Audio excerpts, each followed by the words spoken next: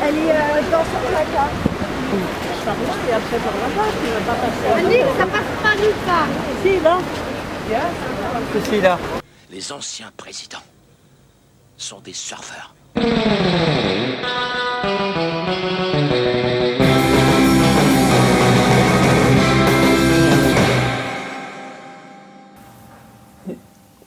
Il y a pas de son là. T'as du son toi? Non, putain, c'est le micro de merde qui encore me connaît, putain. Il y a pas de son. Oh là là. Ah non mais...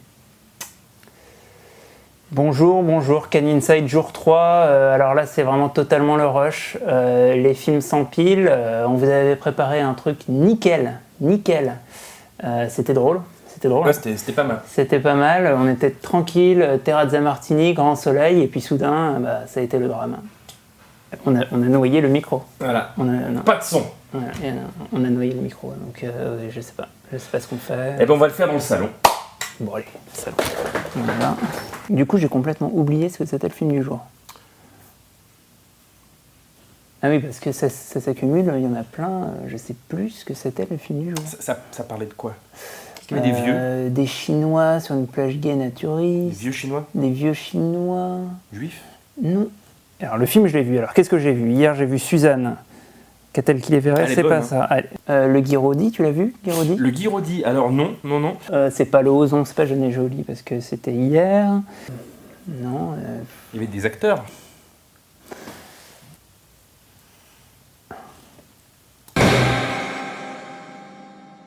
Ah mais oui, bien sûr. Non. Le film du jour, c'est Le Passé, l'histoire de Bérénice Bejo qui est en grosse galère avec deux mecs.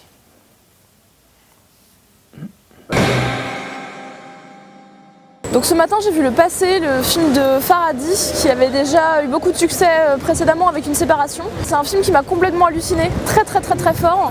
Moi je trouve ça extrêmement maîtrisé, très bien écrit, magnifiquement joué. Alors moi je suis passablement énervée parce que bon a priori j'étais une super bonne cliente en fait parce que j'avais adoré Une séparation. C'est un film qui, comme on est dans une enquête, en fait on comprend tout de suite où on va en arriver et il y a une dernière scène que je vous expliquerai pas évidemment mais je pense, il faudrait faire un sondage dans la salle, je pense que 5 minutes avant cette scène-là tout le monde a compris que ça allait se passer comme ça. Sinon bon les acteurs, je trouve que les enfants sont formidables. Mais une interprétation qui est sublimissime des acteurs vraiment et même des enfants parce qu'ils sont tous complètement à fleur de peau, on les sent vraiment en souffrance. Je crois que c'est Farhadi qui a du talent. C'est quelqu'un qui vient du théâtre, qui travaille avec énormément de méticulosité avec les comédiens. Tout le monde est très bien, Tahar Rahim, Ali Moussafa. C'est un film qui évoque, et les acteurs en profitent aussi, qui évoque un peu les films de Bergman.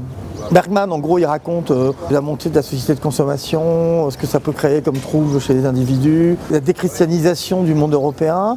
Et avec Farhadi, on arrive à quelque chose qui est à mon avis un peu de cette ampleur, mais qui raconte plutôt la mondialisation, l'hypercommunication. C'est le drame du divorce, c'est le drame de recomposer une famille, c'est une autre situation qu'on apprendra au cours du film que je ne vais pas spoiler, mais qui est encore pire que ça. Surtout, on sent bien qu'en ces temps de crise, on vient vraiment sur des problématiques extrêmement fortes d'humanité, presque philosophiques. Je pense qu'en tant qu'humain, on est obligé de se sentir questionné par ce film.